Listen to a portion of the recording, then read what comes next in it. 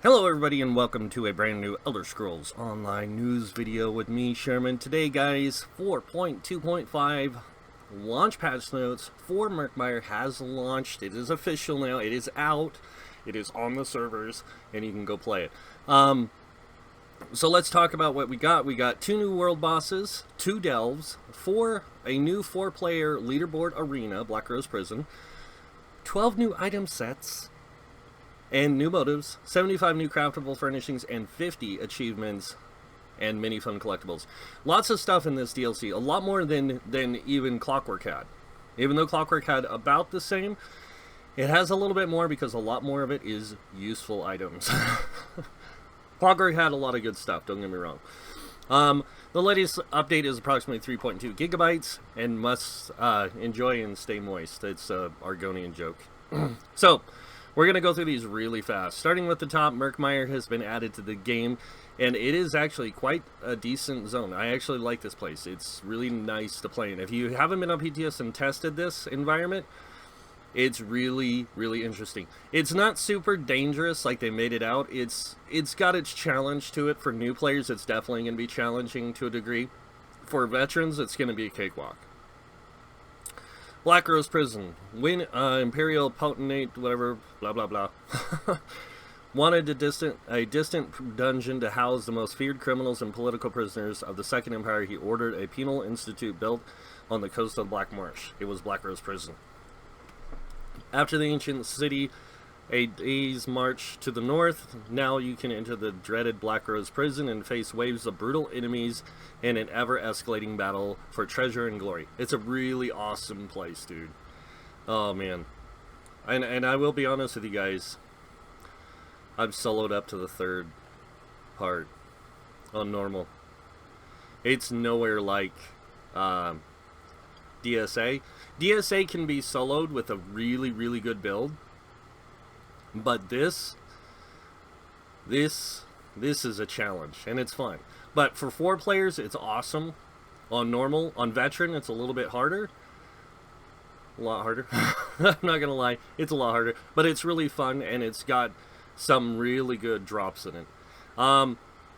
So, the Black Rose Prison is a 4-player arena located in Murkmire. The arena includes a normal and challenging veteran version. They should say challenging, really hard challenging veteran version. There are all new skill augmenting Black Rose weapons in the fashion as Master, Maelstrom, and Asylum weapons. And yes, we'll go through all those, don't worry. Nothing really changed on many of them. Unique achievements and awards for completing this arena include a unique player skin, several titles, unique housing items. The veteran version also gives leaderboards, and that's where you get the perfected versions of these weapons. So these weapons have 2 types. They have an imperfect and imperfect. So much like Asylum Sanctorium, but unlike Master and Maelstrom. See, I'm not gonna go any further. I'm gonna talk about this real quick. Don't add new weapon sets that offer greater benefits when the old ones don't even offer crap. Sorry. Fix the old ones, make them have a perfect imperfect, before you introduce any more, please. And I hope they do it by the next chapter. I really do. Otherwise, by the next chapter, or by the next open world DLC, if they add another perfected weapon set that has 2 stats on it, people will complain. New item sets. There are 12 new item sets available. There's 3 dropped, 3 crafted, and then the Black Rose Prison weapon sets. There's also some new PvP sets, and we'll get to those as well. Starting with the Murkmire drop sets. This is the light one, the Bright Throat's Boast.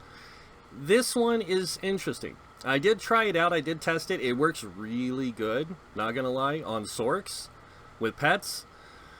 It works really good in PvP. It's a really powerful set. 2-piece Max Magicka, 3-piece Max Magicka, 4-piece Magicka Recovery, and then the 5-piece. While you have a drink buff active, your Max Magicka is increased by 2,000 and Magic Recovery by 150. Goes good with the new set, or new drink, or whatever it is, from Clockwork City, and the new, or Witch Mother's Brew. So, Don't know what kind of food's going to be in this update. So hopefully there's a new food recipe. That's pretty cool. Deadwater's Guile. This is medium armor. This is actually a really interesting set. Really good in PvP. Okay in PvE if you're looking for an ultimate gen on your stand build. Medium armor.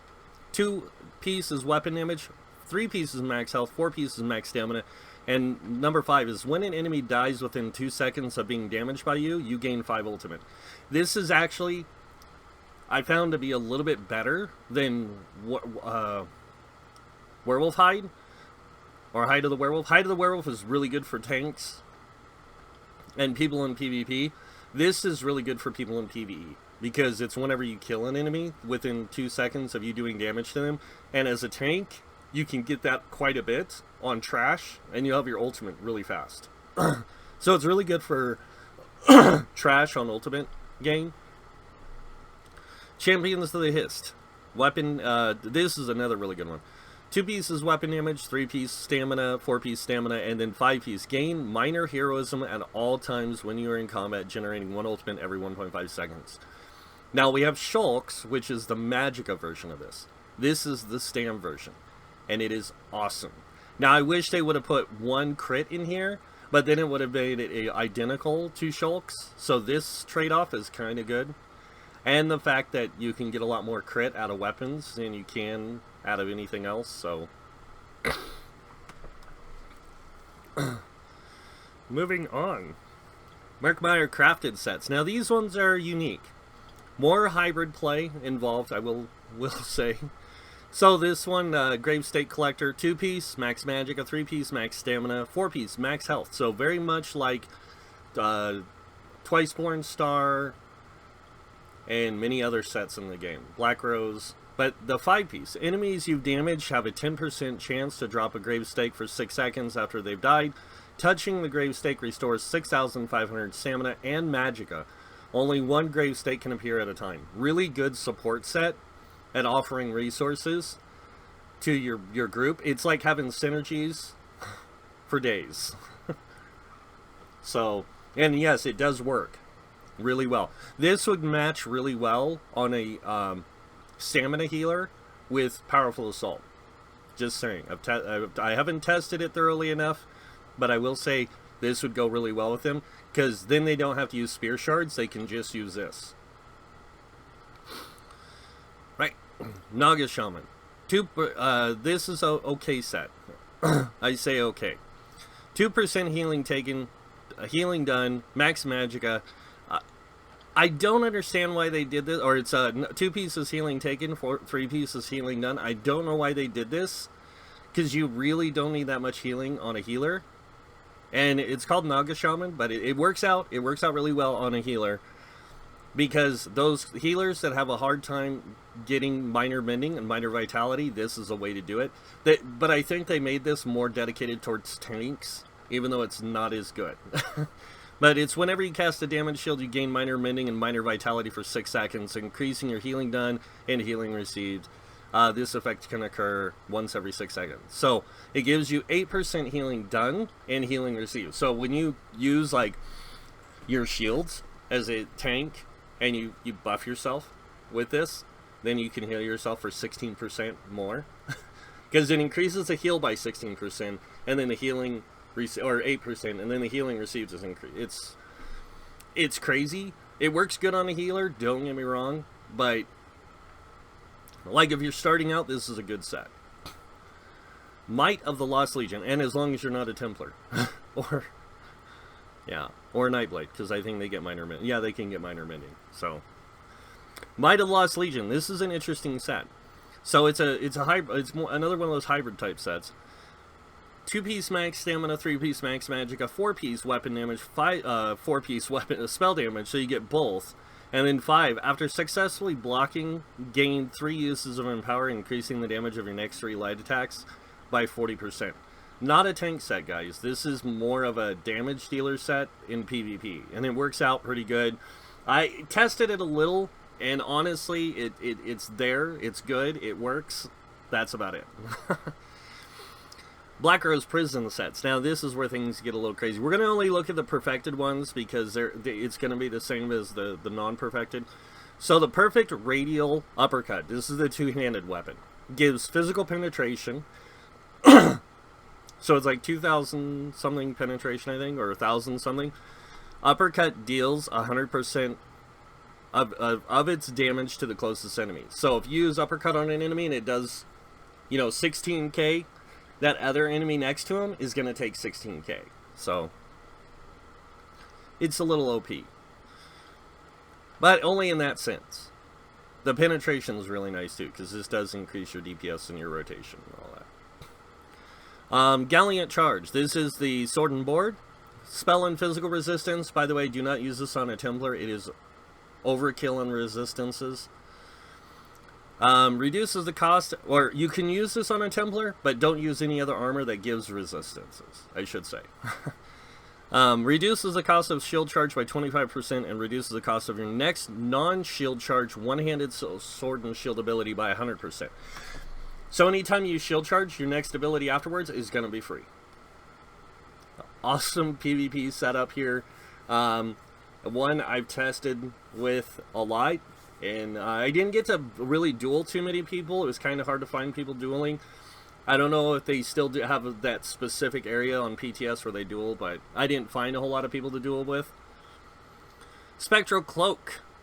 This is a pretty interesting one. It's a dual wield, so it offers a stam recovery, and then Blade Cloak grants you major protection for 3 seconds, reducing the damage taken by 30%. 3 seconds is just enough time to avoid a major hit from somebody, but it's timing it. So it's kind of good, but kind of bad at the same time. Virulent Shot. This is the new bow, guys. So this happens to add weapon critical, which bow gets a lot of weapon crit now, and this just adds more. Scattershot applies a bleed after a delay. It's poison. It's poison, not a bleed. After a delay that deals 40% of the initial attack every 2 seconds for 4 seconds. The duration increases if you are further away from the target to a maximum of 12 seconds. Now, Scattershot also got an update in this DLC to 28 meters. This bow is pretty awesome in PvP. I'm not gonna lie, because I use a lot of Scattershot in PvP. I didn't realize how good it was until I was using it, and then with this bow, it's even better. Wild Impulse. This is the Destruction Staff. This offers Spell Pin, and then reduces the cost of Impulse by 10%. Impulse places lingering elemental damage on your targets, dealing 33% flame, shock, and ice damage over 8 seconds. So on the initial hit, it will do all 3 damage types, and then when it ticks, it'll do each individual damage type. And it has a chance to proc either burning, off balance, or chilled. It's a very small chance, but it can do it. Menders Ward. This is the recovery, the staff. Magicka recovery, of course. Steadfast Ward now applies major vitality to up to 3 to your target for 3 seconds, increasing their healing taken on your target by 30%. This is a kind of unusual one because Steadfast Ward, there's 2 morphs. There's one that places a shield on you and your ally, but this only affects your ally. So it doesn't seem to affect you, but would be nice. The heal, the 30% healing received, is pretty awesome. It's pretty powerful. New cosmetics and collectible rewards. This is lots of stuff. The Dream Amulet of Argonian Memento, acquired by completing the Hero of Murkmire achievement in the Murkmire DLC game pack. So you got to get that to get this Memento. A replica of the whatever, awarded to bringing all 12 tablets to Jacob Wasp, whatever, at yeah, so you can get that. I'm not even going to try and unpronounce that. Acquired by traveling to Lillemoth in Murkmire for the first time, you'll get this pet. Marsh Mist Pale Scale Skin, acquired by completing the God of the Gauntlet achievement in Black Rose Prison. Deadwater motive, acquired by completing daily quests in Murkmire. That's actually a pretty cool one, the Deadwater one. And then the Elder Argonian motive. I don't know why they made this. It looks like the regular Argonian armor with some twist. Acquired by completing daily quests in Murkmire at after a certain date. So, a trophy awarded by completing the Black Rose Prison. Bust awarded by completing the Black Rose, and then the replica of the whatever award for bringing all 12 tablets to at the same place. For completing Black Rose Prison Vanquisher's achievement, completing Black Rose Prison Arena on any difficulty, you can now earn a new Apricot Outrage die. So it's okay. Scuttle Bloom and Trap Plants. These are new plants that they added just for Murkmire. I hope they add them other places, because these things are pretty cool. They're basically plants that do negative effects on you. So some shock you, some stun you, some poison you. So it's pretty cool.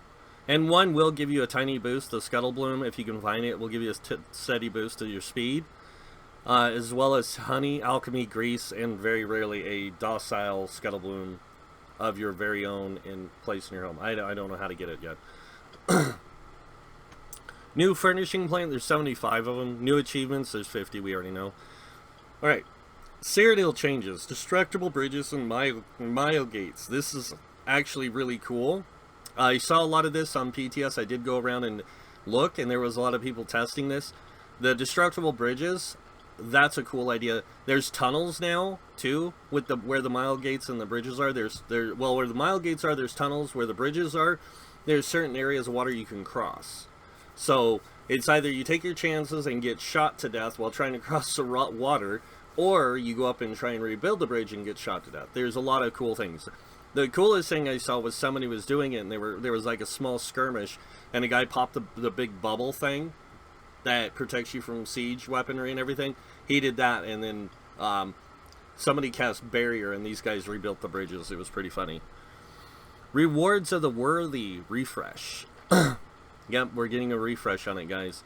So this update, we've refreshed the item sets for Rewards of the Worthy, and they now provide an item from one type of 6 all-new item sets available solely through Rewards of the Worthy males.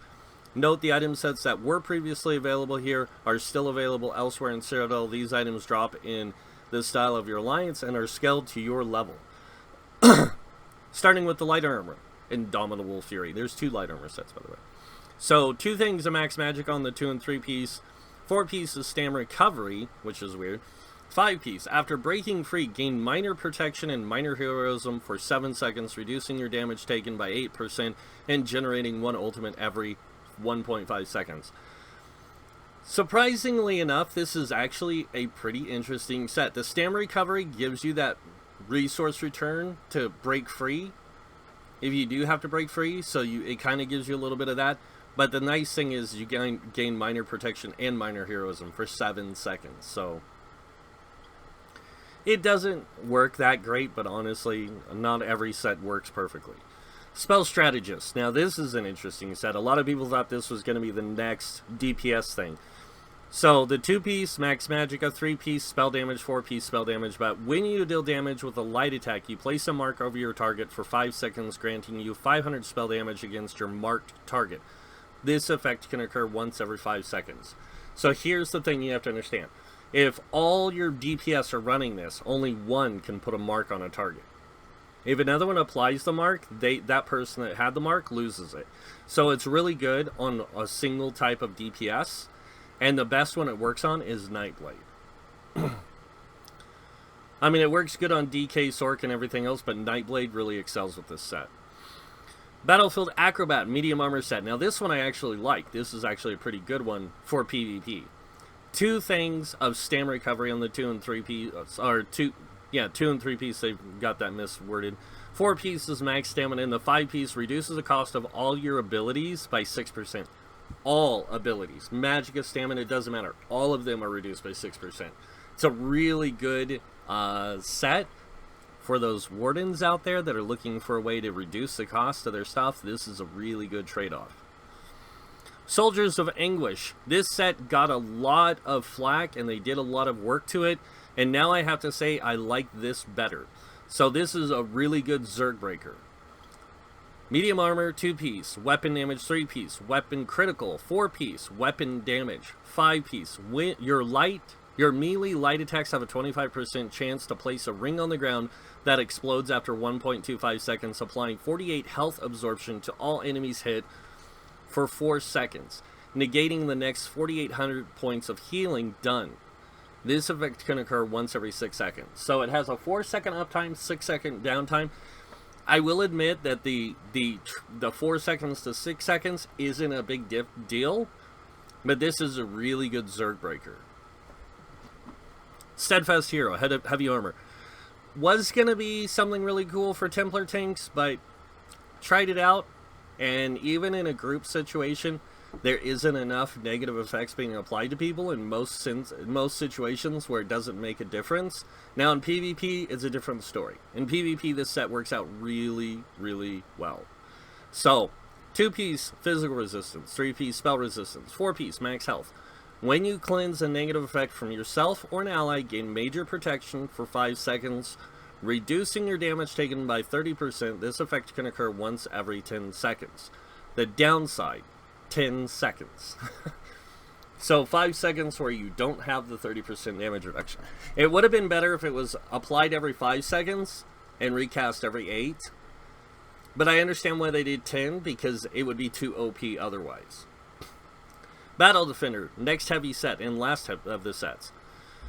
2-piece max health, 3-piece stamina, 4-piece healing done. After successfully blocking, heal yourself or a group member within 15 meters of you for 2,000 health. This effect can occur once every second. This set is actually quite nice, because the healing done doesn't apply to this, but any other heals you might have, it does, like Vigor or whatever. But this right here, this 2,000 health, can be boosted by Blessed in the champion points. And if you take it up a decent amount, yeah, you get like a 22 to 20, almost 2,500 heal out of it, so it's not bad.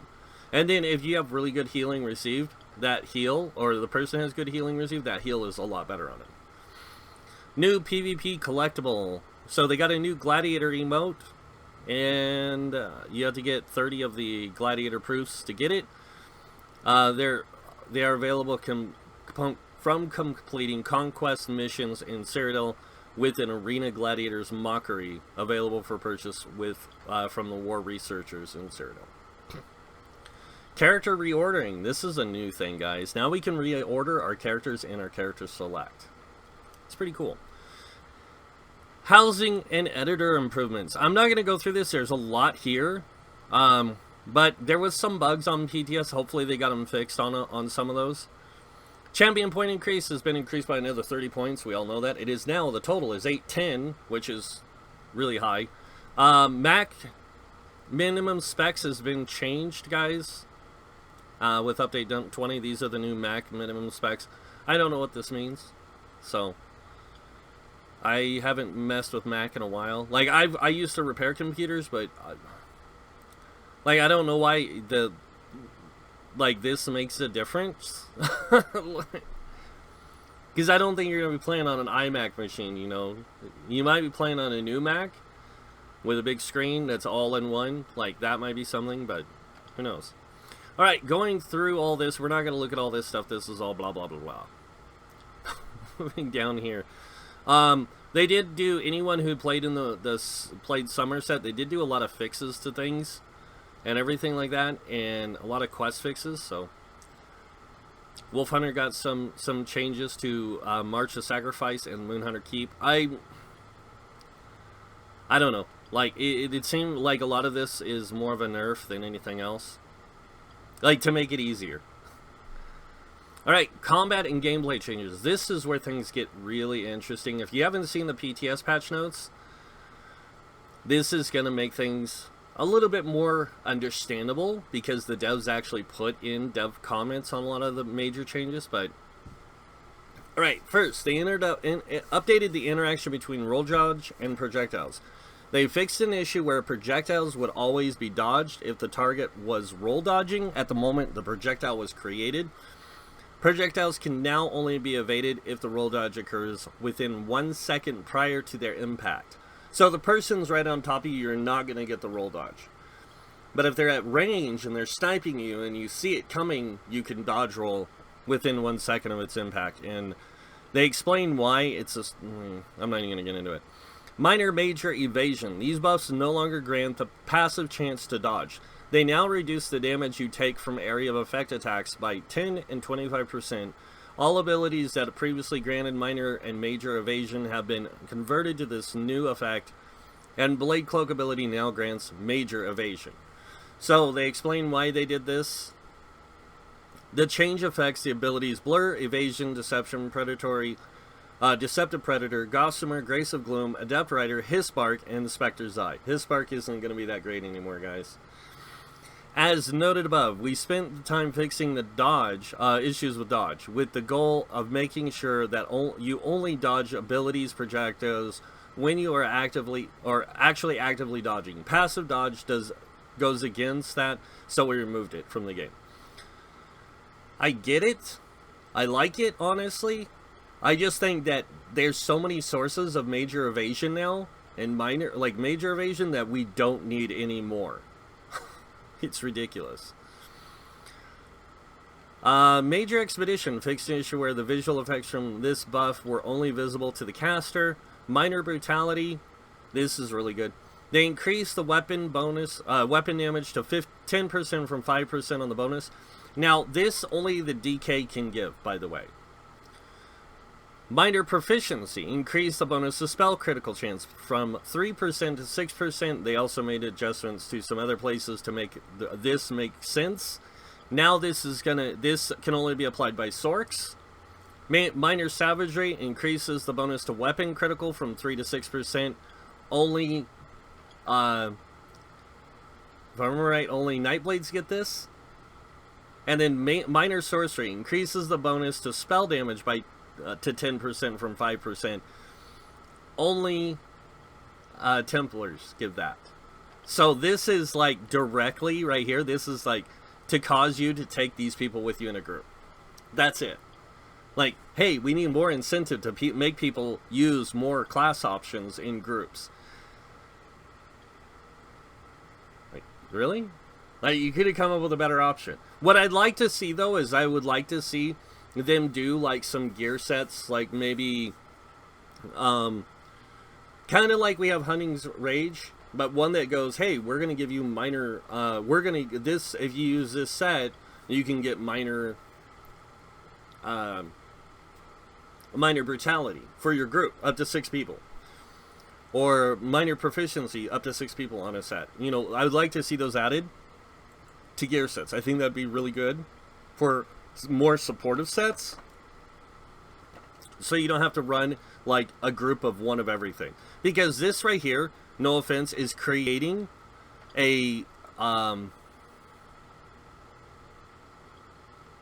not necessarily a synergy, but it's creating a singular group dynamic that is very reminiscent to classic games. And it's really pushing the idea that DK is tank, Templar is healer, Nightblade is stam DPS, Sork is spell DPS. Like, that's what it's pushing. And if you want these buffs on the rest of your group, you got to play with these things. I know what it says down here. It says with the changes to minor blah blah blah is to encourage group play. It should be encouraged but not required. No, this is making it more required, because you're boosting everybody's damage with these things even more. So it's making it more required. The way you make it less required is reducing it. It's ridiculous. They updated the behavior of all damage shields. You can now deal critical strikes against an enemy with a damage shield, which is awesome. This would fix the PvP instantly. Your spell and physical resistance now reduce incoming damage before it is applied to your damage shield. This makes it awesome in PvE.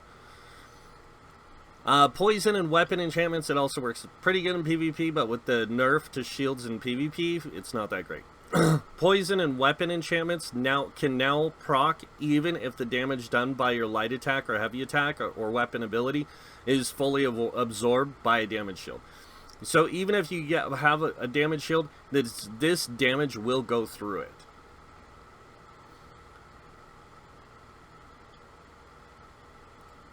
Or not go through it, but it'll help break the shield down. That's what I mean.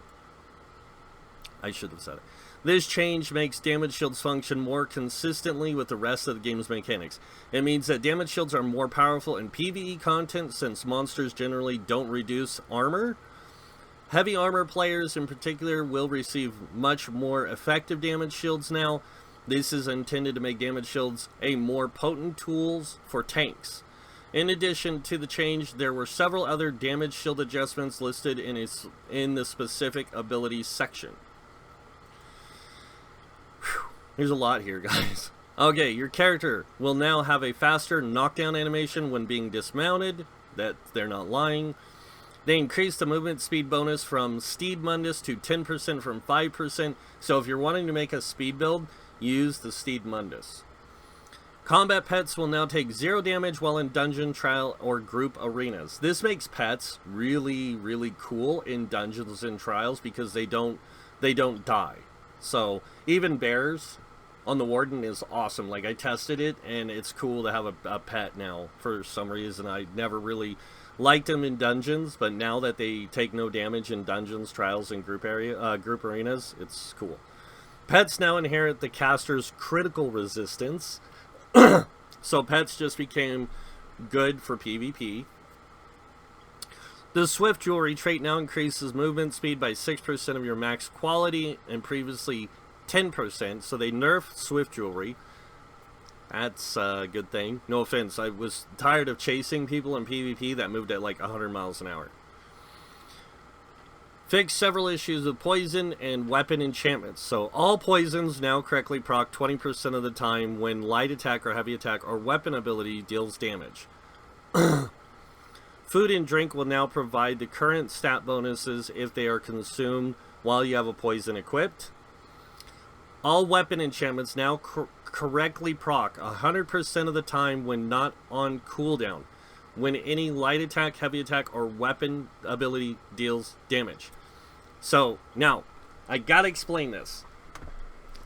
If it says it procs every 5 seconds, it will proc every 5 seconds, even if you're not using infused. So if you have a hardening enchant on a non-infused weapon, it will proc every 5 seconds. So this is actually really, really good. When dual wielding, casting a weapon ability can now proc the weapon enchant of either weapon. This system will favor proccing a weapon enchantment that is not on cooldown. So if you apply, like, and it's funny because most people start with Twin Slashes. So as soon as you apply Twin Slashes, you get both procs. And then the only thing that screws that up is with your light attacks. But as soon as you get back to twin Slashes, if both of them are off cooldown, they'll both proc. So they removed the baseline 100 spell and physical penetrations from all characters previously had, so we no longer get this 100 spell and physical pen. A lot of people were freaking out about this, but honestly, we were already over pin cap by like 300, 400 points. So this is just going to make it easier to make sure we don't go over that. Okay, Refractored, the break free ability and crowd control immunity buff to increase the consistency and reliability of these mechanics. It's pretty weird. Updated the skill advisor for most stamina builds to suggest Trap Beast at a later level. Yeah, meta. No offense. It's one of those things. Like, if you want everybody to play the meta, just change the skill advisor to mimic it. No, it's just this right here is just something that the meta complained about, so they put it in, and it's dumb.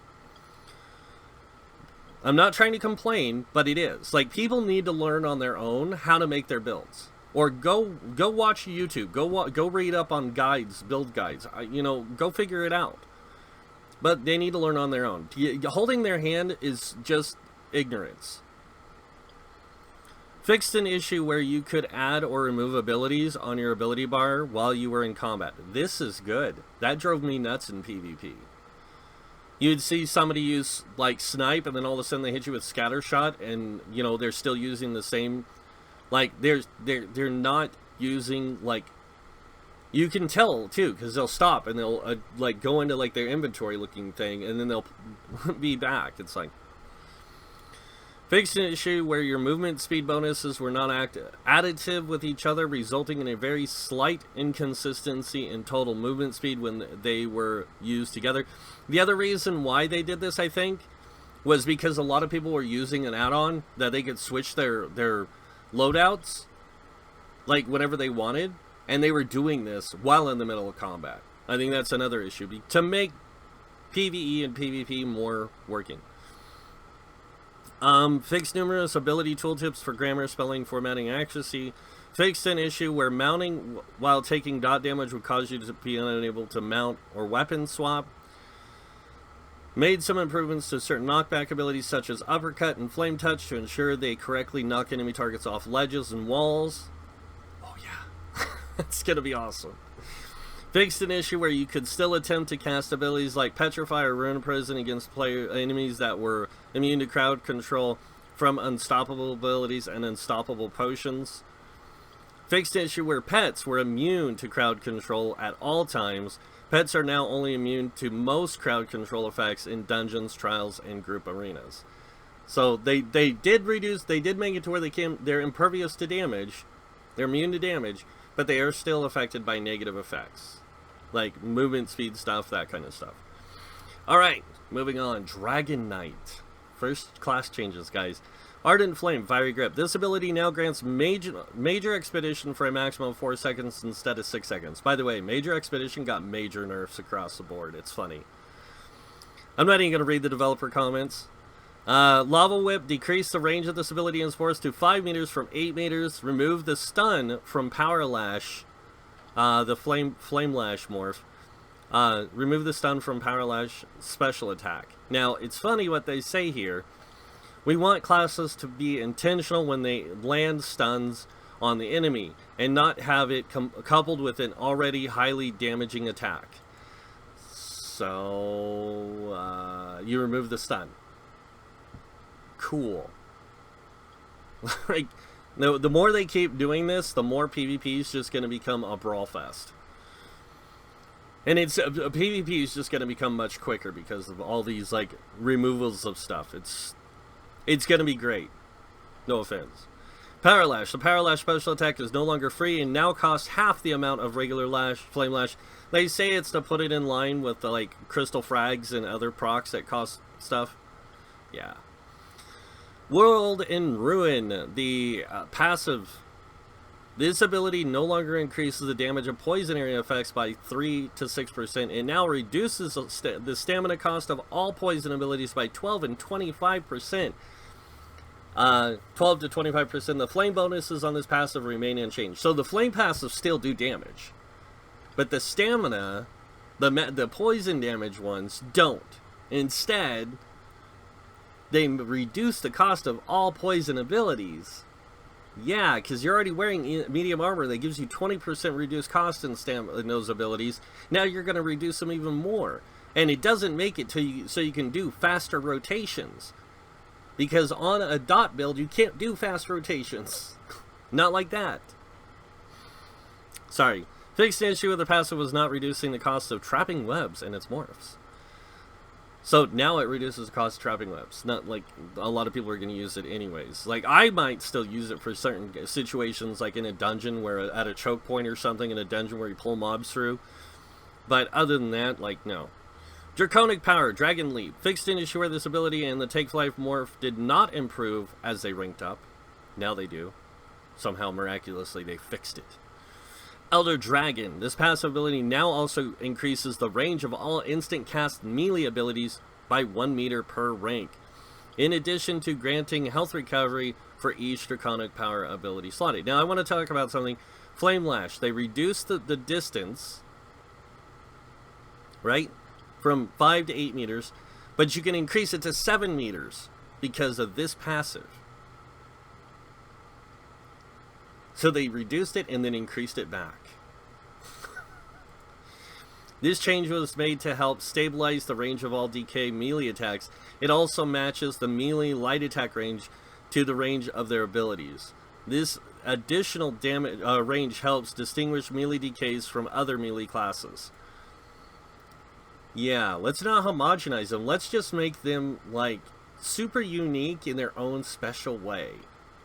Which they already were. Spiked Armor. Best update change to DKs out of all of them besides the next ability. But this, to me, is one of the best. Hardened Armor. Increase the duration of the damage shield from this morph to 6 seconds from 2.5 seconds. This actually makes Hardened Armor really cool because the damage shield, a lot of people complain about it, but a 4K, almost 5K damage shield is pretty good. So I like this change. Earth and Heart Ash Cloud. Increase the healing done by approximately 50%. Yeah, this thing's got an insane heal on it now. Cinderstorm. Increase the healing done by approximately 60%. Eruption. Increase the initial damage done by approximately 15% and the damage over time by approximately 70%. Eruption's an OP damage ability now, guys. Like, it's seriously OP. If you want an area of effect dot, use this. And it's funny what they say here. With these changes, Ash Cloud and its morphs will now provide a much larger impact than previously and will be more in line with other class-based area of effect duration abilities, such as Lightning Splash. Yeah, and you also increase the damage to make it equal to Lightning Splash. So, it's pretty nice. One of the other things that's nice about Eruption is it does give you helping hands. It also gives you the ability to apply minor brutality. So, really good. And this, for healers, minor brutality. For DPS, minor brutality. So, really good way to add some group support to one skill. Molten Weapon, Igneous Weapons. Fixed an issue where this morph did not improve as it ranked up. It will now increase by 1 second per rank. Thank you. I mean, it doesn't go... It gets, like... I think it goes up to, like, 24 or 26 seconds, something like that. It's pretty nice, though. Now, here's the nerf to DK tank shields. If you're playing a DK tank, I'm going to tell you now, like, the shield's nice for group support, and the major mending's really good for Green Dragon's Blood. But if you want a shield that's going to keep you alive, use Bone Shield. Don't use this. This thing is literally such trash now. Like, you can't even get over... Like, unless you have, like, 50k health, you can't... Or 60k health, can you get it back to where it was. So they reduced the health scale ability in its morphs by 8% from 10%. That right there was enough of a nerf to make this shield useless. I mean, it's only good for major mending now. I mean, cast it to get major mending. That's it. Like, other than that, if you want a shield, use Bone Shield. It's 100 times better. And they reduced the shield bonus from the caster of Igneous Shield from 200% to 150%. This just nuked this shield on the tank. And it's funny what they say here. With these changes, Obsidian Shield and its morphs should be roughly equivalent to in power as they previously were, now that armor applies to them. No, it doesn't. A 9k shield to 10k shield, which all other classes can have, besides the Warden and the Nightblade, of course, but they can use Bone Shield. But all other shields are so much more stronger than this. The only benefit to this is major mending. It's better for a healer to use this shield, even though it's based off of max health. Like, if you make a healer with a high amount of health, like, that shield's good. But other than that, no offense, I think this is just crap. Fragmented Shield fixed an issue where recasting this morph would not fully refresh the damage shield value. Okay, this thing's like a 3k shield now. Now it's not even 3k. It's like you're not even looking at 2k to 3k. Like, it's garbage. And if I want a shield that size, I'll just get the shield from, or get the set from, I'll get the Bastion set from VMA, and then use that, because it's going to give a better damage shield than this will. No offense to DKs, but after thoroughly testing this, unless you have absurd health, the shield sucks. Petrify, Shattering Rocks, updated the tooltip of this morph to indicate it deals damage. Okay. It's pretty cool. Nightblades. Lots of Nightblade changes, guys. Assassin's Blade. Increase the cost of this ability in its morphs by approximately 30%. Ouch. And I love what they say here. This execute was significantly cheaper than any other in the game and was part of the reason that Nightblade DPS was higher than intended. Really? Are you serious? Now you understand? Piercing Mark. Decrease the duration of the detect effect to 5 seconds from 30 seconds, and the duration of Major Fracture and Major Breach remains unchanged. Wow. Grim Focus. Fully charged heavy attacks now grant 2 stacks towards the Spectral Bow proc from this ability in its morphs. The Spectral Bow proc is no longer free and costs half the amount of the regular Grim Focus. They said this is to put it in line with other things. And was another part of the reason that Nightblade DPS was too high. You think? Nightblade DPS was insane. It was the highest in the game for a while. Now this won't make it in line. This will just make people learn to build things to make it accessible. And it'll still be procced like crazy. The only way to fix that ability is reduce the damage it does. Fixed an issue where you could generate stacks towards the Spectral Bow through unintended means. Now you only get the stacks through light and heavy attacks. Added a brief minimum travel time to Assassin's Will proc of this ability and its morphs. It's so the dodging thing, yeah. Shadow, Consuming Darkness. Fixed an issue where this ability and the Bolstering Darkness morphs did not improve as they ranked up. The duration is now 0.5 seconds per rank. It works now. It's nice. Major nerf coming in. Path of Darkness. This ability no longer deals damage. It now grants Major Expedition to you and your allies in the path for up to 2 seconds after leaving it. Woohoo! We get Major Expedition for like 6 seconds, I think it is. Like, really? Wow. But now the other changes. Twisting Path. This morph now adds damage. It already did that. The damage value is the same as what it is on currently in live, which is really high. Refreshing Path. This morph now adds healing. The healing value is equal to the damage of Twisting Path. Yeah, it's got an insane heal. So when you were using this on your healer, Nightblades, to do damage and heals, it only does healing now. And honestly, is almost a useless skill. Like, it's still good, but it's still almost a useless skill now. And I hate what they say here. The change to Path of Darkness is aimed at helping each class bring something unique to the party. No, you directly nerfed it because everyone used Refreshing Path over Twisting Path. Anyone who played this game knows that. Because the damage that Refreshing Path did was almost on par with Twisting Path. The heals Twisting Path did, or Refreshing Path did, were insane already. It's because Refreshing Path was too widely used. Now, if you want to do DPS, you got Twisting Path. If you want to do healing, you got Refreshing Path.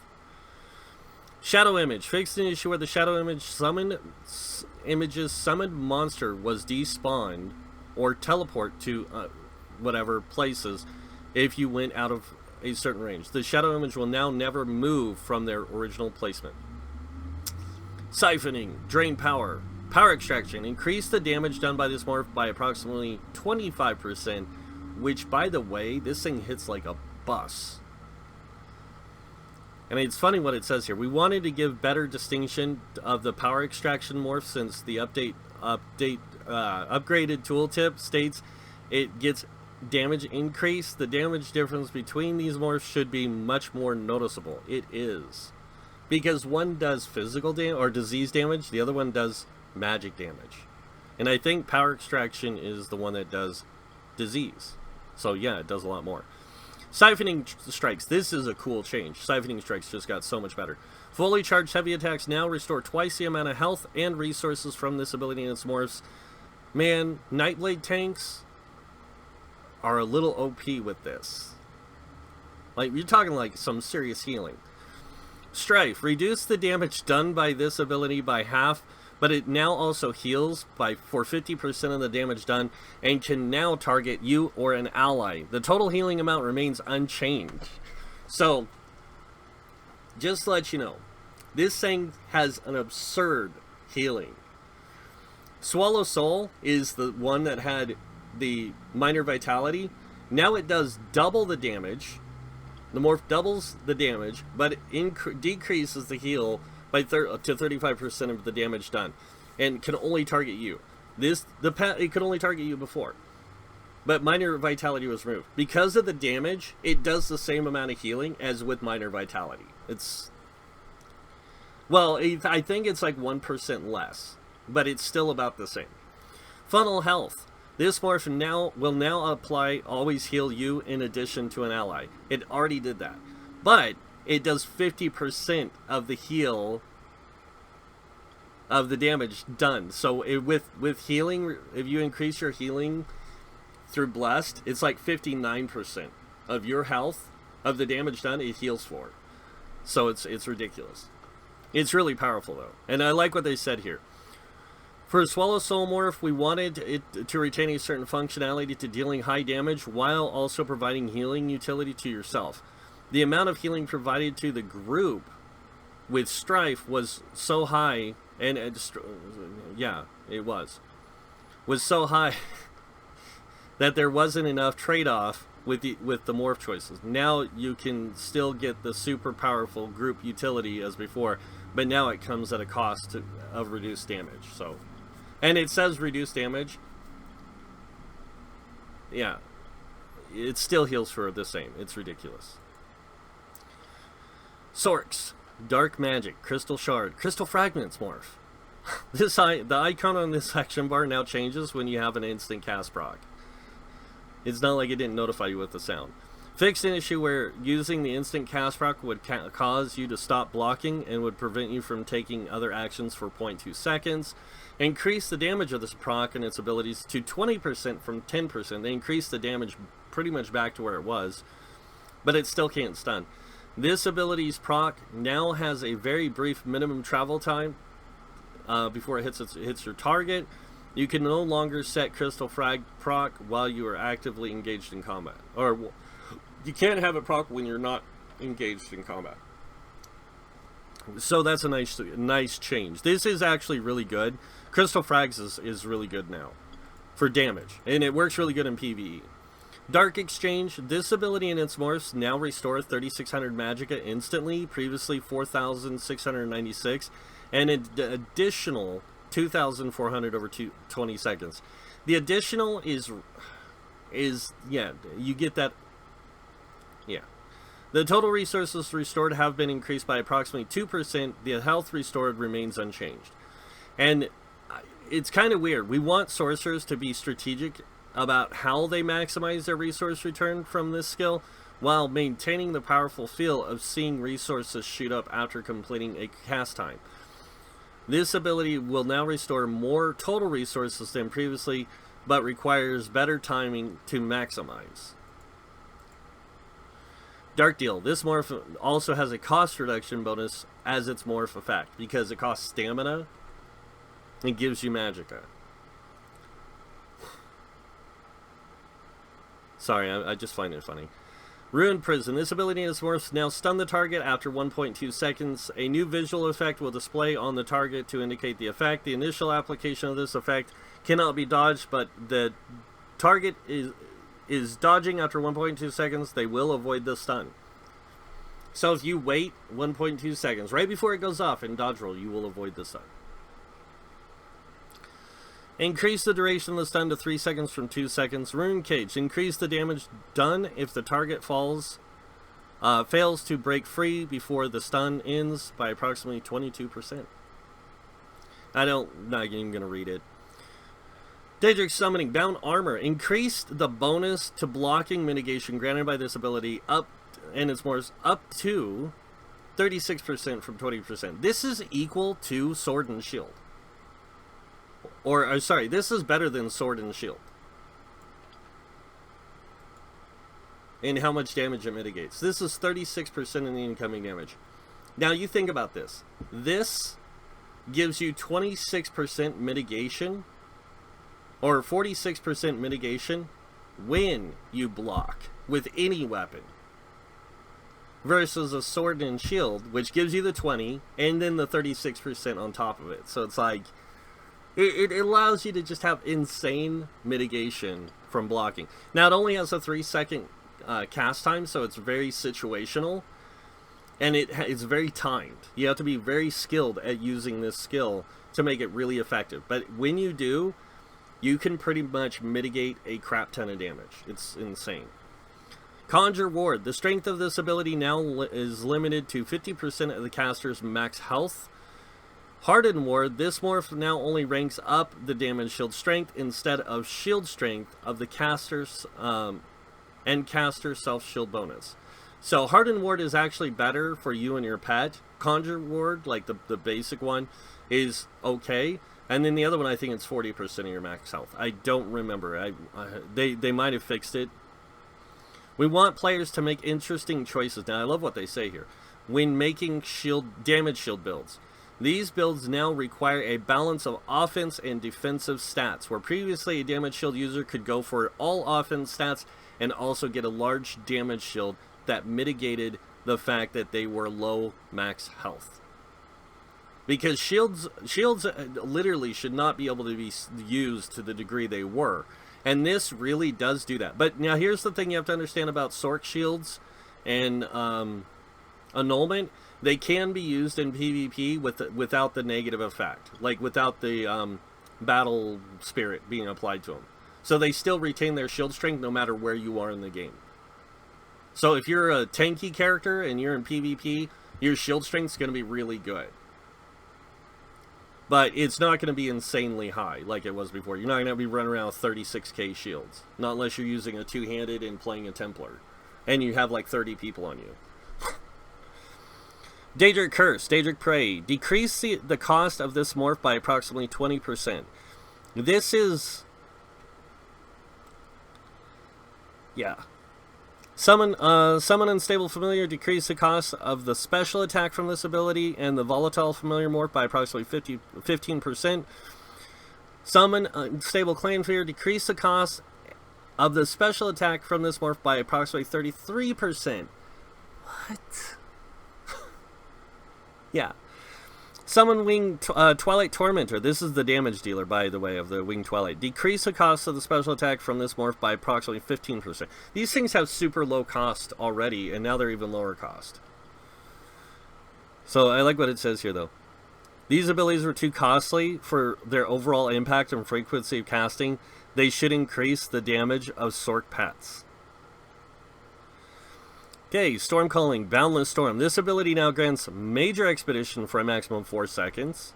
Yeah, we already know this. You already nuked it. Like, what's the point of using Major Expedition? I mean, 4 seconds, really. What are you going to do? Burst ahead for a split second? Like, 4 seconds and then get killed? Like, for PvP, I can understand this change. In PvE, like, nobody really used it. So, like, nobody cared about Major Expedition unless they were farming. Mage's Fury. Fixed an issue where this ability could be cast on corpses. They fixed an issue where the execute explosion would sometimes not trigger correctly when the target fell below 20% health. Fixed an issue where casting this ability would aggro monsters before actually dealing damage. Fixed an issue where you could cast this ability on a target you did not have line of sight on. And fixed an issue where using this ability was not counting towards the Expert Mage passive.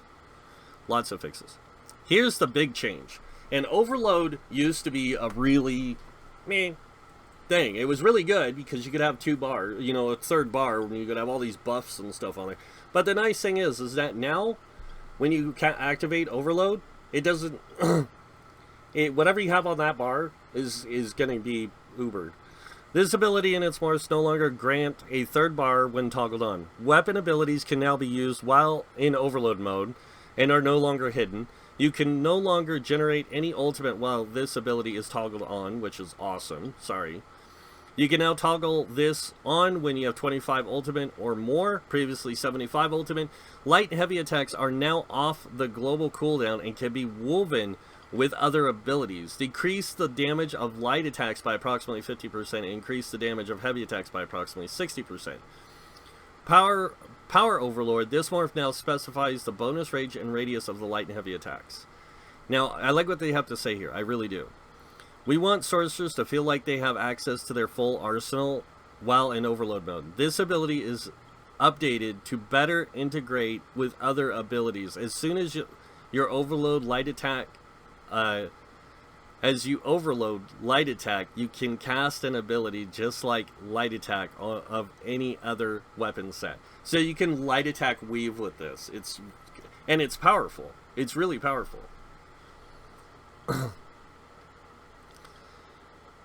Templar. Now, I'm going to say something right here. This right here did not change. This nerfed Blazing Shield.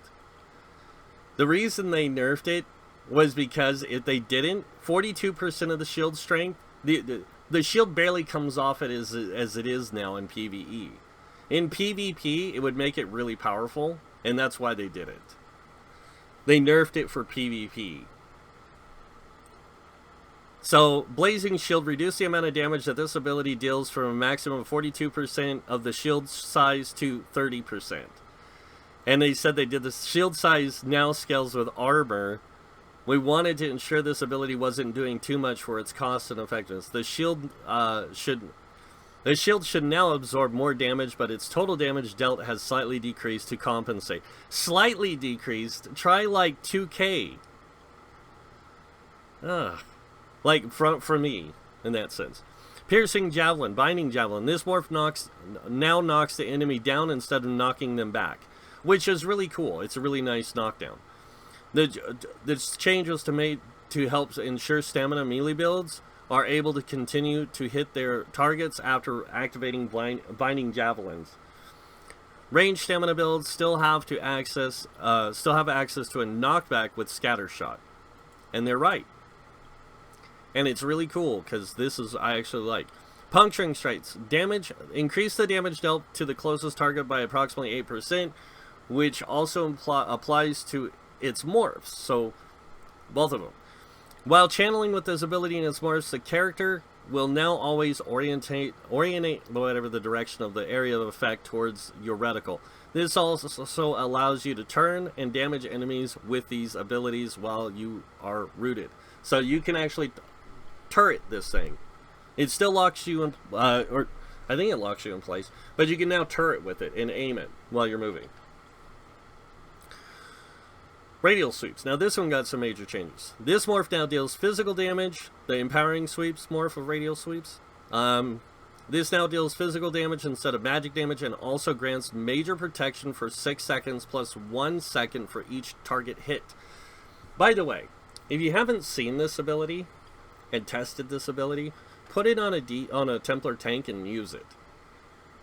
Wow. Like, it's up all the time because it's super cheap. So you can just basically spam this and keep yourself at 60% damage reduction. I think it's 60. It's like 30 or 60. It's some insane number. Crescent Sweep. This morph now deals magic damage instead of physical damage. This morph now applies the frontal cone damage bonus to the initial hit, and all subsequent ticks. Was previously the initial hit only.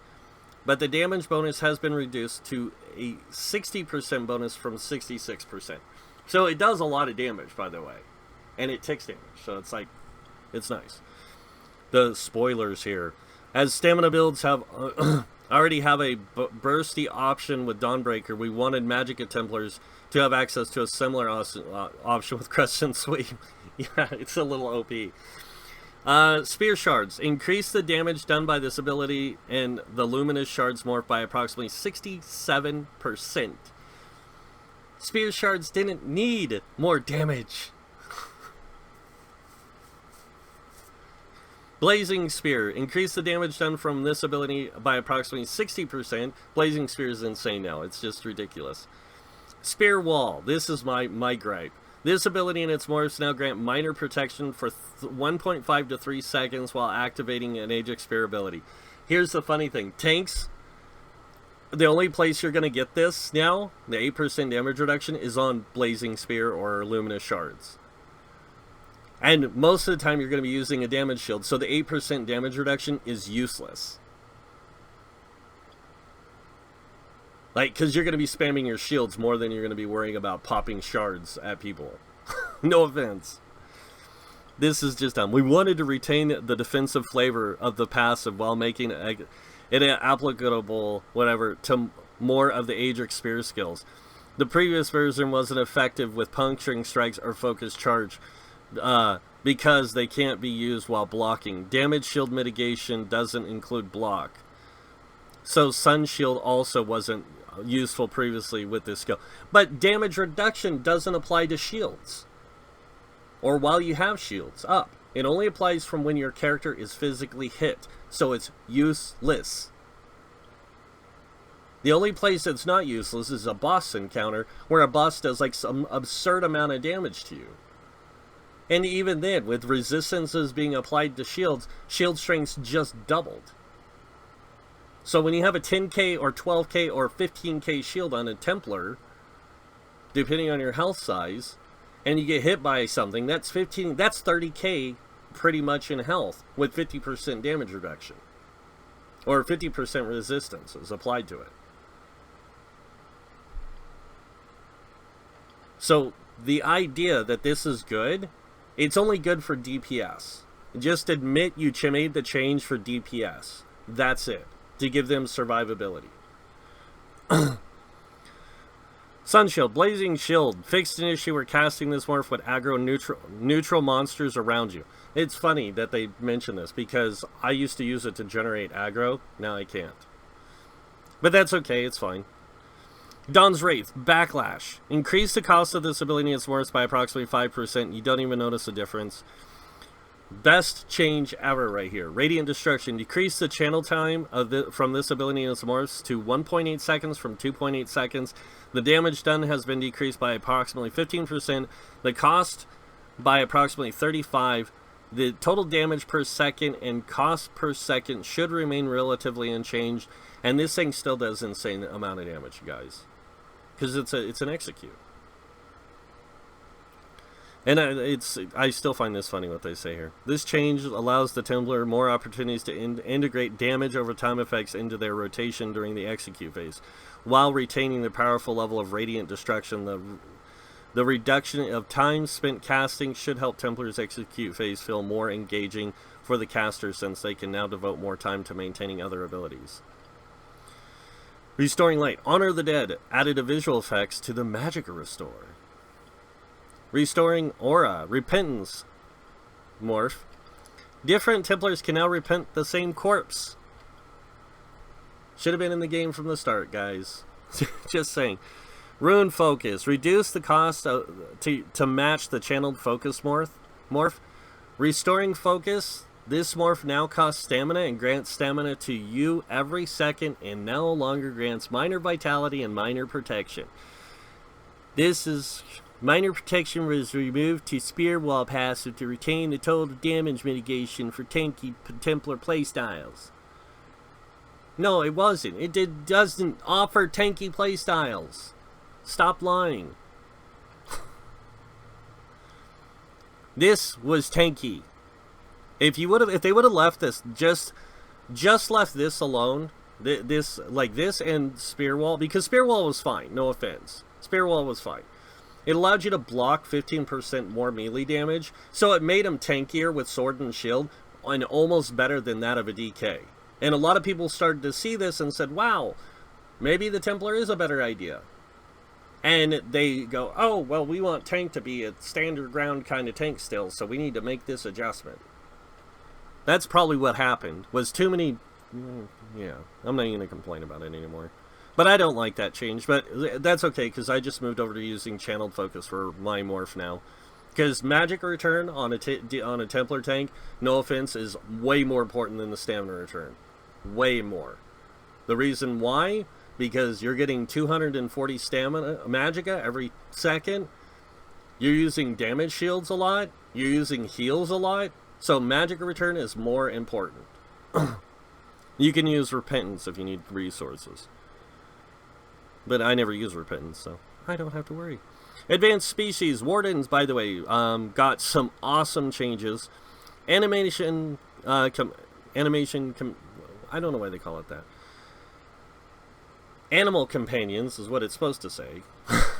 Advanced species. Increase the damage done for each animal companion ability slotted to 3% at rank 2, previously 2%. So it's crazy now. Betting Etch. Increase the resource churn by this ability and its worth by approximately 40%. This is funny. This ability now restores the same resources per second as of other abilities such as Channeled Focus. Why don't you say it just works better? Fixed an issue where this beam visual effects would not apply if it was if you recast the ability or its morphs. Okay. Dive. Cutting Dive. This morph also reduces the cost of the morph effect. Yeah, it's super cheap. Screaming Cliff Racer. This morph no longer has a minimum range requirement to obtain part of the 15% damage. Every meter you are away from the target adds 1% damage done up to a maximum of 15. So if you're like a ranged warden with a bow, this is a great skill.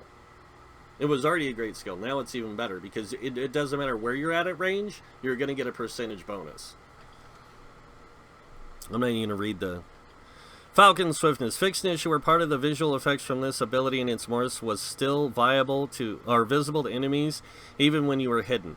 Bird of Prey. The minor berserk buff is now granted at all times while this morph is slotted. A lot of people complain about this, but it actually helps out. Not gonna lie. Deceptive Predator. This the minor evasion buff is now granted at all times while this is slotted. While this morph is slotted, the morph no longer grants an increased duration to major expedition and major endurance buffs. Whew. This ability now grants major expedition for a maximum of 4 seconds instead of 10 seconds. Yeah. Feral Guardian. Decrease the damage done by the bear summoned from this ability and its morphs by approximately 30%. I like what they said here. I really do. I think, but if they're going to do this, they need to reduce the cost of some of the other ultimates to make them, keep them in line so people can actually use them. We want Wardens to have more options with which ultimate they select. Previously, if they didn't use the Feral Guardian ultimate, your damage was lower than other classes. We have redistributed power from this skill into the advanced species passive, so all abilities will deal more damage, including different ultimates if desired. Net DPS when using the Feral Guardian should be about the same, and DPS will go up if you're using a non-bear ultimate. Scorch. Reduce the cost of this ability and its morphs by approximately 25%. Swarm. Increase the cost of this ability and its morphs by approximately 30%.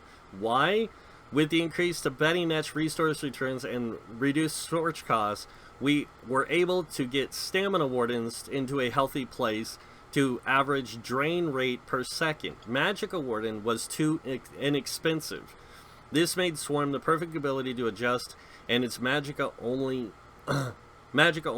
and was extremely inexpensive. So they just update, and really the cost isn't like 6,000. It's like 3,000. And I don't even think it's that high. I think it's 2.5. So it's not that expensive. It's really cheap still. Green Balance. The Warden healing abilities will now prioritize targets without minor toughness if both targets are at the same health. So it will give minor toughness where it's needed. Maturation. The minor toughness granted by this passive now applies even if the target was completely overhealed. The duration has been increased to 20 seconds from 10 seconds. Their explanation why. The goal was to change of this change was to ensure that all types of wardens now have the ability to bring minor toughness to the group. Nature's Grasp. This ability can now target your Feral Guardian and its morph. Winter's Embrace, Arctic Wind, worst change ever, by the way. Artic Blast. This is the one thing that just totally makes, this was a bad change. I'm not going to lie. I hate using Polar Winds now, but it's the only heal that's worthwhile.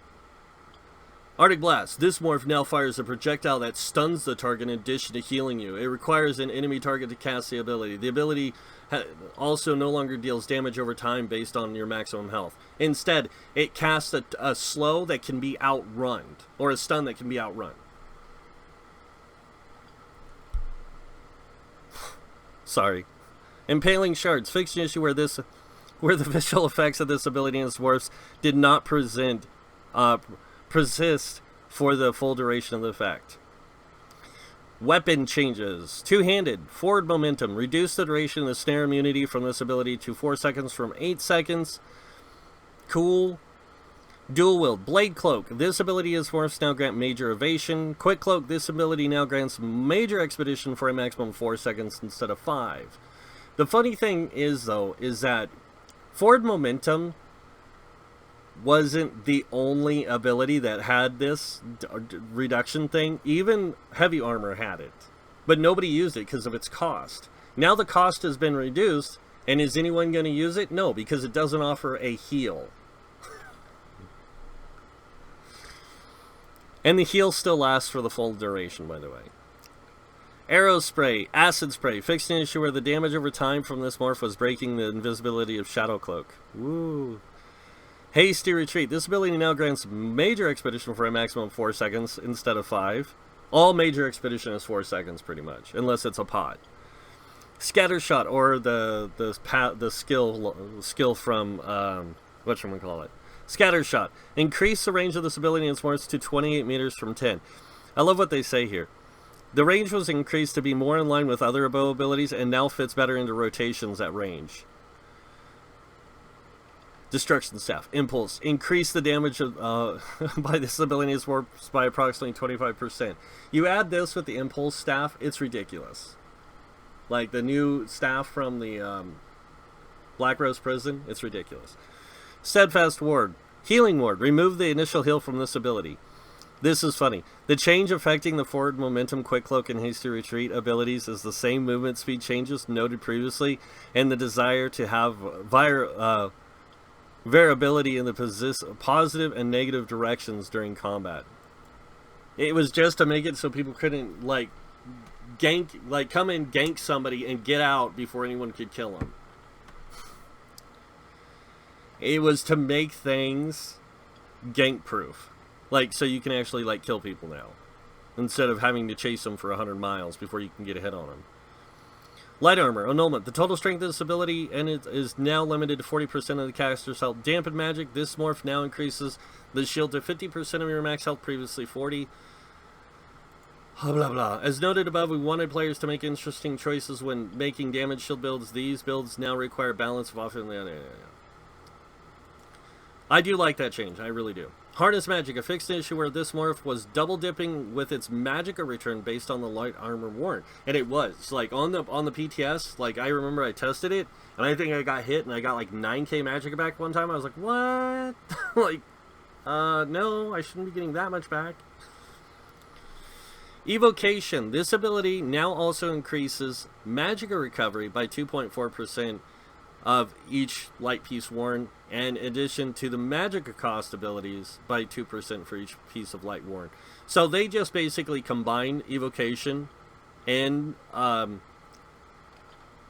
the other ability to make this. They just made it because they added Grace.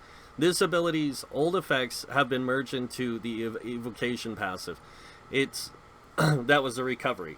It now reduces the effectiveness of snares applied to you by 1, 2, and 4% per piece of light armor worn, and reduce the cost of sprint by 1, 2, and 3% for each light worn. And their questioning behind this is pretty reasonable. We want light and medium armor to have mobility advantages over heavy without using penalties to make heavy armor feel slow. Medium armor already has faster sprinting, where light armor wearers can now sprint for longer and also isn't affected by snares as strongly, which is good.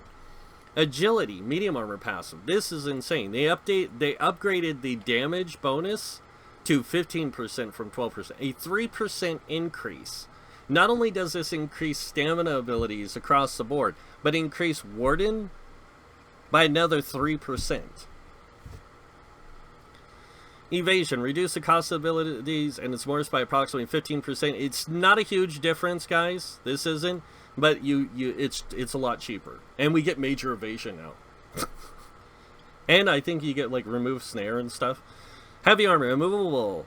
Reduce the cost of this ability and its morphs by approximately 15%, and reduce the duration of the crowd control to 4 seconds from 5 seconds to put it in line with other things. I don't even want to get into it. World, Werewolf, Devour. Different werewolves can now devour the same corpse. Savage Strength fixed an issue where this passive ability was not actually increasing your spell and physical resistance. By the way, it is fixed on PTS. I did do a test. My werewolf build is running around with 26k resistance. It's nuts. Werewolf Transformation. Fixed an issue where the transformation from this ability and morphs was being removed from you if you zoned into a new area. Pack Leader. Fixed an issue where using heavy attacks against an enemy would not cause your dire wolves to target that enemy. Okay, moving on. Fighters Guild. Silverbolt, Silverleaf. Fixed an issue where you could not cast this morph while you were silenced. This is awesome. This is going to make this better to use in VMAW than Chains. Because it doesn't, you can be silenced and still pull enemies.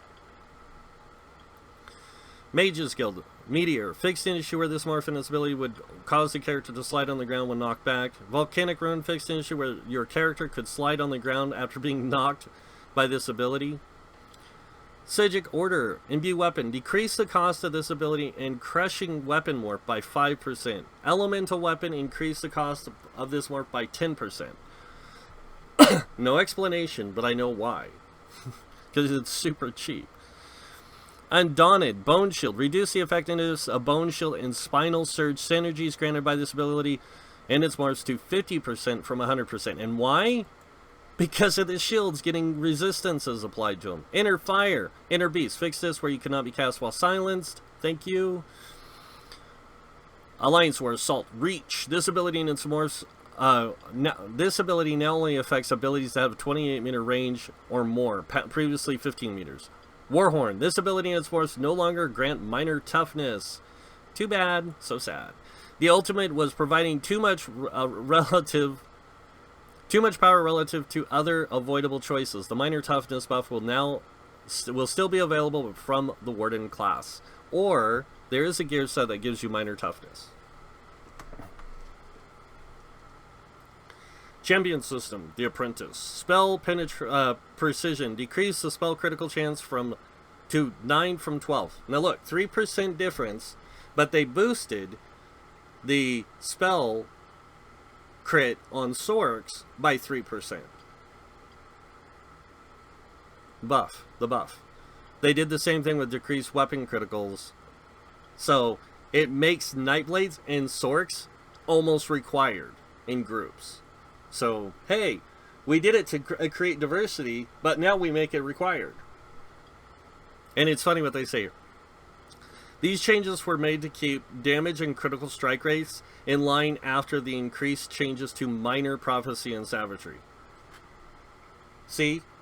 It's basically telling you, because we want you to use Nightblades and Sorks in your groups no matter what.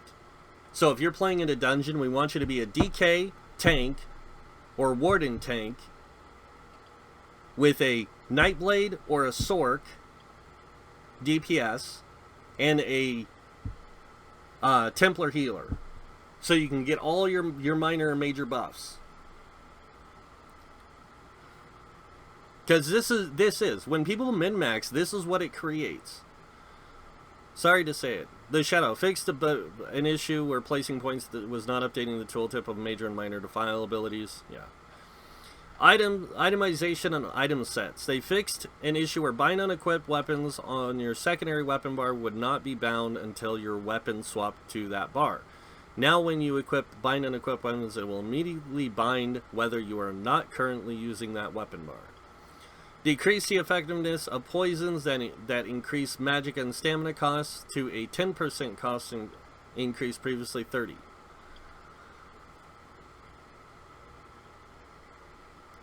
Item sets will no longer proc when firing a siege. Thank God. Glyphs absorb stamina. This glyph now deals physical damage instead of magic damage and is awesome change. Crusher. This glyph now prioritizes the highest value of value debuff of the target. A lower value Crusher enchantment cannot cannot overwrite the higher value. So basically they're saying like, oh, if you want to use this in a dungeon or a trial and you want to use a Nirnhoned weapon, or you want to use a infused weapon or a Torag's infused combo, it's always going to overwrite that Nirnhoned. So that Nirnhoned is useless. Weakening, same thing. Item sets, reduce the rate. This here, Crusher and this is going to make them like, this is going to make where one tank uses Torag's and one uses Alkosh. And I've seen people say, oh, well, one could use Torag's and Alkosh together. Yeah, get your health up there and see what happens. Good luck. Because you're not going to get there without using, like, Evan or whatever. You're going to have, like, 25k health. Or 30k health. Like, unless you dump everything in there. Item sets. They reduce the duration of major expedition buff granted to from some of these item sets to 8 seconds from 20 seconds. So these, like Druid Kingslayer, Quick Serpent, and Vicious Serpent, are going to give you greater major expedition than anything else, besides pots. Fixed an issue where healing ability tooltips were not being updated when you had an item set bonus that increased healing done. Fixed an issue where the damage from this item set was being mitigated by the target's spell resistance instead of their physical resistance. It's because it does disease damage. Arms of Reliquin. Fixed an issue where the damage over time from this item set and the perfected version would break your character out of stealth. Fixed an issue where the damage over time effects from this item set could proc other abilities and item sets that trigger melee damage. Can you believe people are using this in PvP? Like, that's what they're saying. These people are using this in PvP, because that's the only place you stealth to fight people.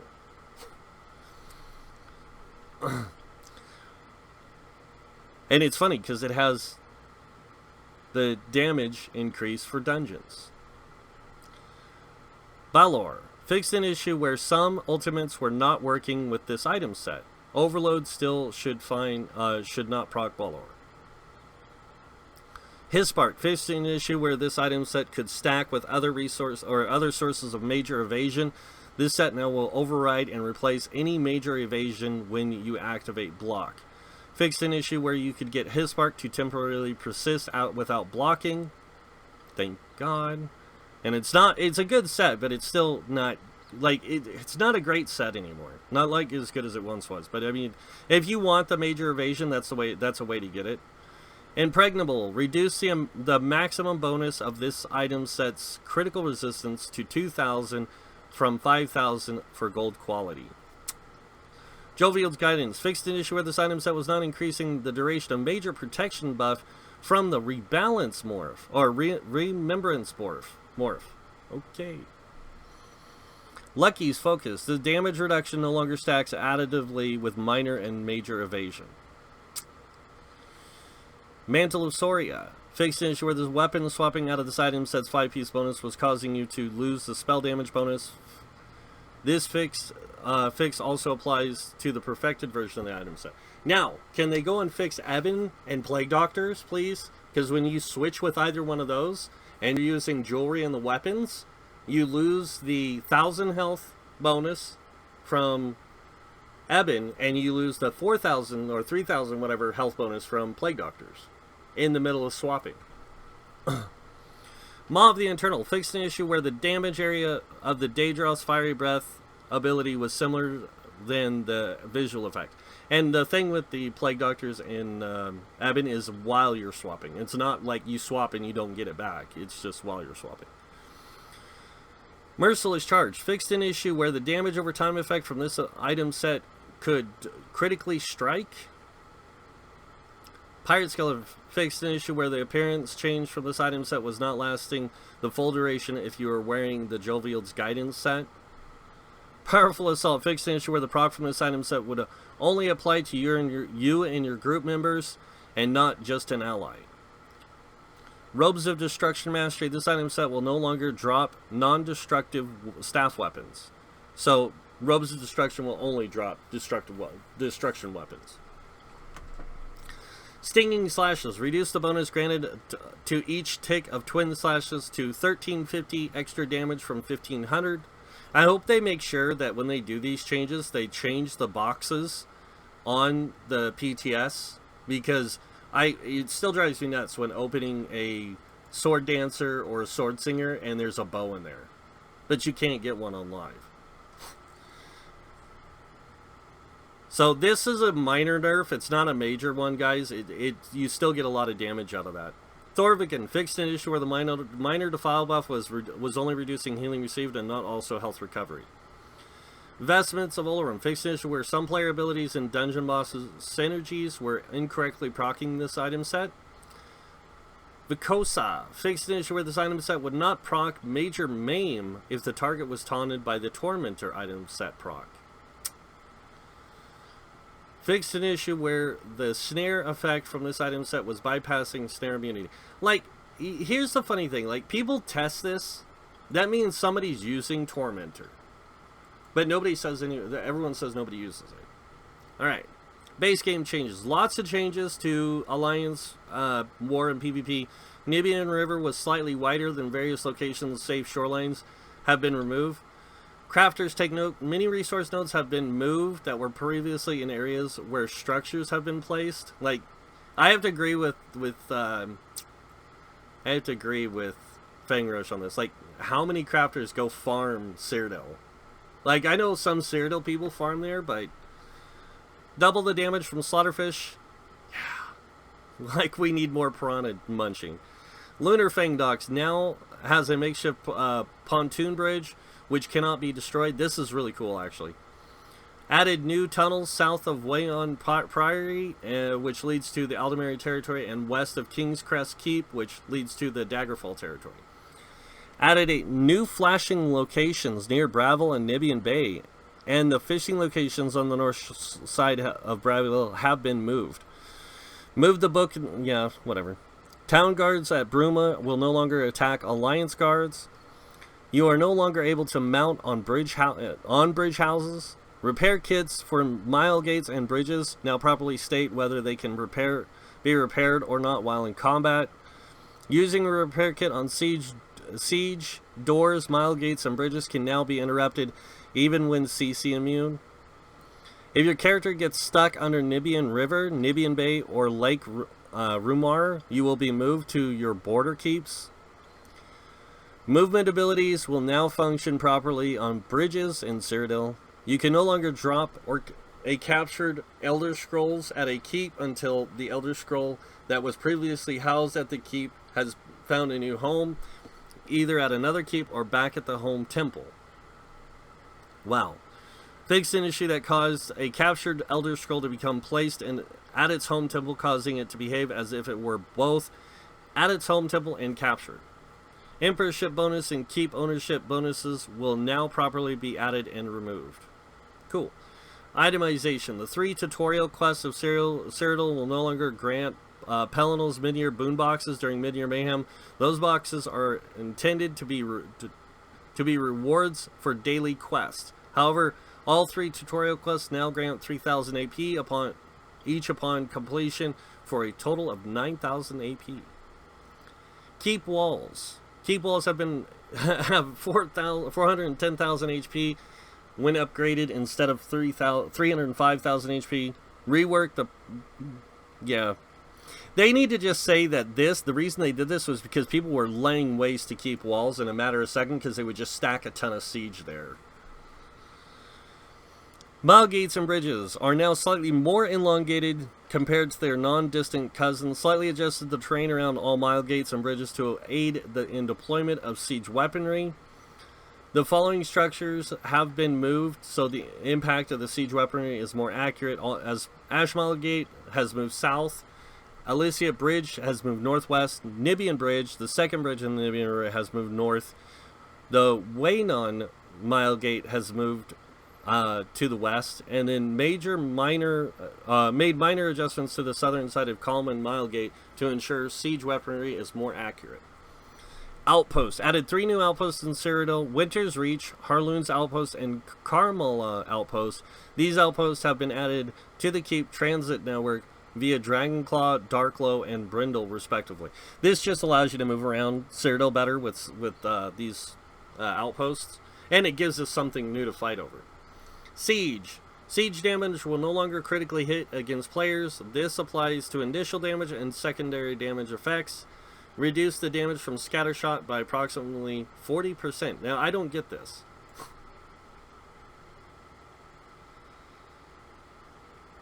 Like, why is that there? Because I didn't think Siege had a Scattershot. Okay. Added Citadel towns, Bruma, Cropsford to the Keep transit network from Dragonclaw. Yeah, so you can travel to these now if you own them. Place new Alliance guards in respawn locations of capturable towns, which can be accessed after jumping down from a safe platform via doors on their associated structures. Cropsford's outer flag is now better defended and reinforced with some structures. Updated the respawn points of whatever in Bruma. Battlegrounds. Made several adjustments to Battlegrounds matchmaking in an effort to improve overall match quality and reduce whatever queue times. Everyone will now qualify for a daily Battlegrounds reward if there are 2 identical scores between 3 teams for the final score of the Battleground. So basically everyone's going to get rewarded. The Divine Guardian and Chaos Champion medals will now be awarded at lower thresholds. And then other than that, I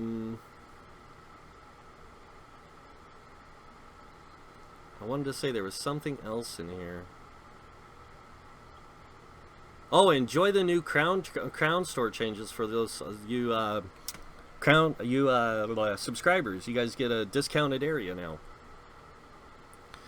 Dungeon and group content fixes. Yeah, Dragonstar, they fixed that. Blessed Crucible will no longer be left behind if you rush through the gate. I think that's it, guys. I really do. I mean, a lot of this is just minor stuff besides housing. A lot of questions fixes, it looks like. And then down here, there was some changes to gamepad mode, by the way.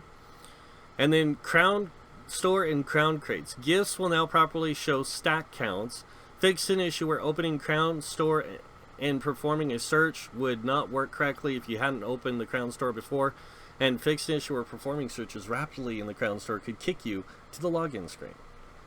I never had that happen. Yeah, updated the icons for Battle Spirit and looking for group buffs. But yeah, that's pretty much it. Lots of changes, guys. Lots of changes. Lots of stuff. Lots of stuff to talk about. So I gave my thoughts and opinions. Let me know what you guys' thoughts and opinions are in the comments below. And yeah, that's pretty much it. So if you guys like this video, go ahead and hit that like button. If you guys want to see more videos by me, you can hit that subscribe button. Other than that, thank you all for watching. Until next time, have a wonderful day. And this guy might see you in game. Bye.